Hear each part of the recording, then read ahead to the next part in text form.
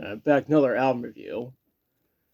For the next part of my album review series, I'll be reviewing the albums by Pearl Jam, which is a band from Seattle who are known for being one of the big four of the grunge genre. I've always viewed Pearl Jam as being the most experimental and the most political of the big four. They also have the distinction of being the only one of the big four to have never disbanded, given the fact they've been together since 1990. Before you ask, yes, I did discover these guys from watching Beavis and Butthead. Anyways, today's review is on 10. Yeah, this is the band's debut album, and was when the lineup consisted of Eddie Vedder on lead vocals and rhythm guitar, Stone Gossard on rhythm guitar, Mike McCready on lead guitar, Jeff Ament on bass, and Dave Grusin on drums. These guys have gone through multiple drummers over the years, with Matt Cameron being the longest serving, but that's a story for another day. The album was recorded at London Bridge Studio.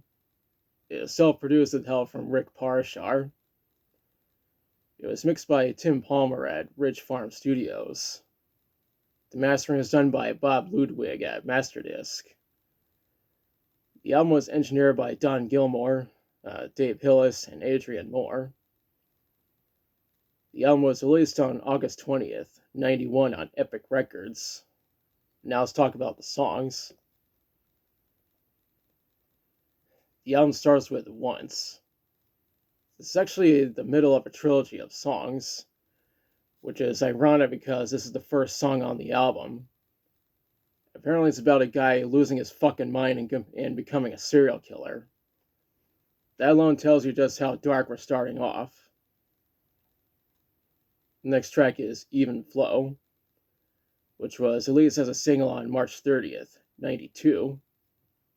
I've heard this song countless times on my dad's radio show, and it just happens to be my favorite song on this album. A music video was made. There's a link in the description. After that is Alive, which was released as a single on July 7th, 91. This track is actually the first part of the song trilogy, but it has to do with child abuse and incest, two things that I am against. Hell, I've even blocked a fuck ton of people for simply drawing depictions of incest and or child abuse. This track received a music video, and there's a link in the description. Next up is Why Go. Jeff actually played a 12-string bass on this track. Up next is Black, which was released as a promo single on August 27th, 91.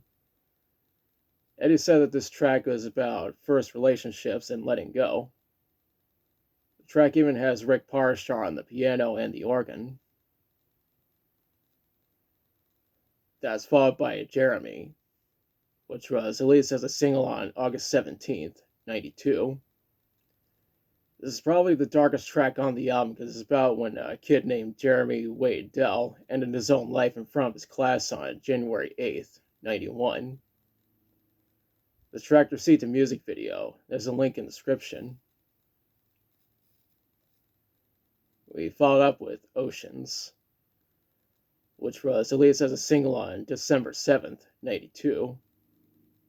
The song is about Eddie's passion for surfing, which was actually my first guess as to what it's about.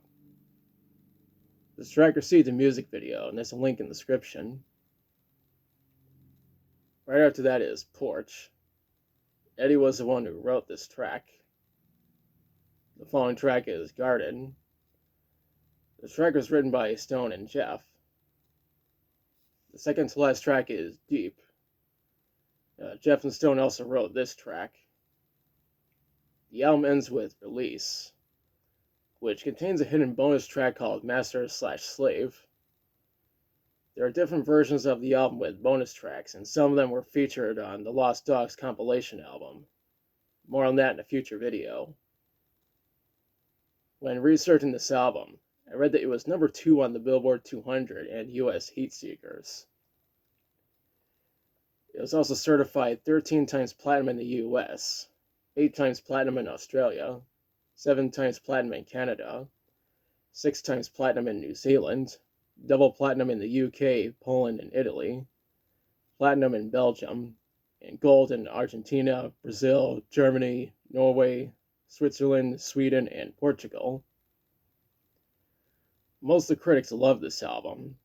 It's just that NME thought it was mediocre, which obviously means that the critic, who in particular doesn't know what the fuck they're talking about. Now for my thoughts. I think this is a great album. There are some people who think this is the best Pearl Jam album, but I disagree because these guys they've made albums that are even better than this. Overall, I highly recommend this album. And now, as part of my question to you, have you listened to 10? If so, what do you think about it? What's your favorite song from it?